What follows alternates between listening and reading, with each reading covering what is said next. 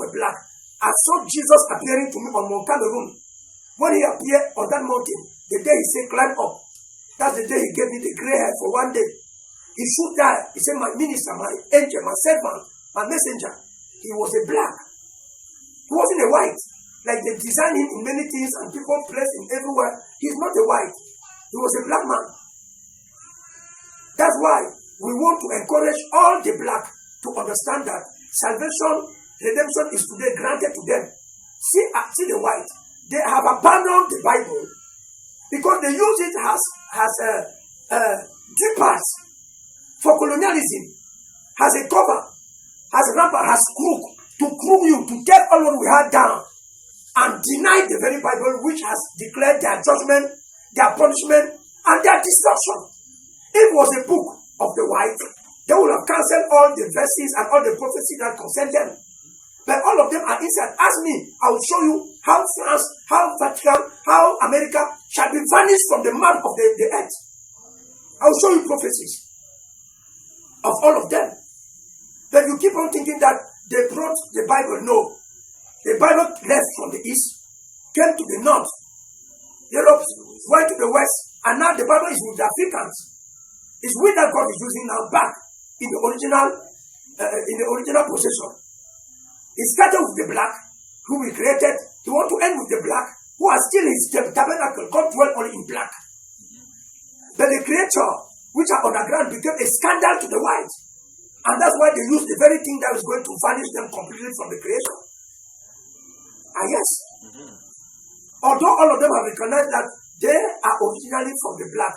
That is through transformation, transition, and all those changes of position and climate that changed them to become white. Chinese have recognized that they came from Africa. Europeans, they came from Africa. All of them white man color became from the black. And that black, the white, has achieved the purpose, and soon they will disappear. So, the kingdom which we are expecting is not something from the sky. It's in our midst. It's even in Cameroon. What they mean is its manifestation. It's its establishment.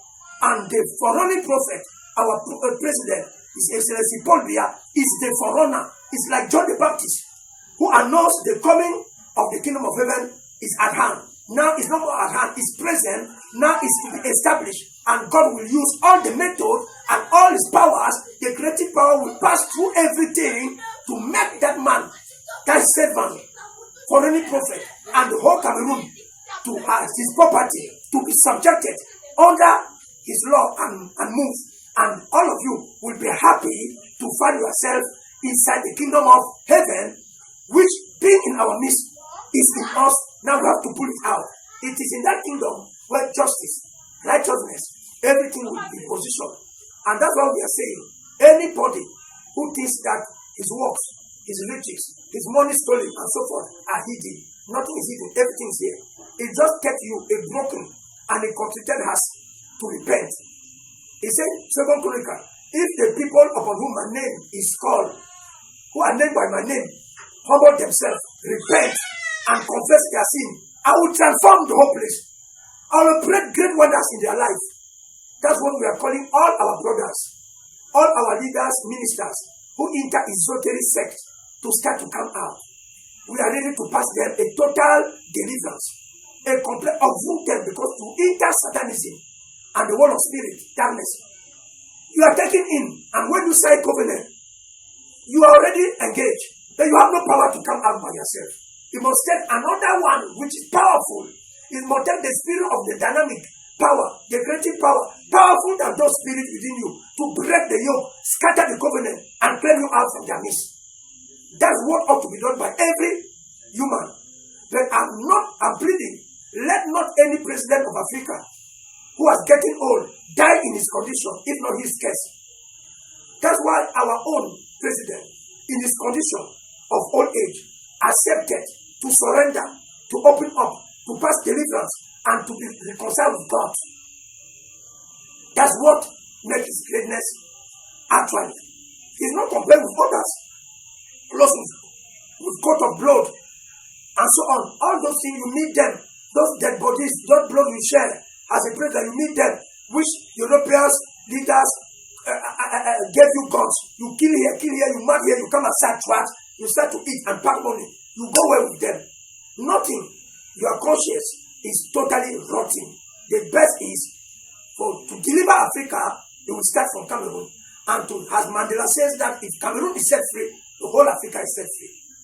Not that you are delivered from a power of the same house. You came out from a room, then you change another room of the same house. That's what other presidents today, some are trying to do. And then remaining with the darkness of the traditional powers, witches, sorcery, occultism, traditionally, and so on. Meanwhile, all that is the very darkness, the different names.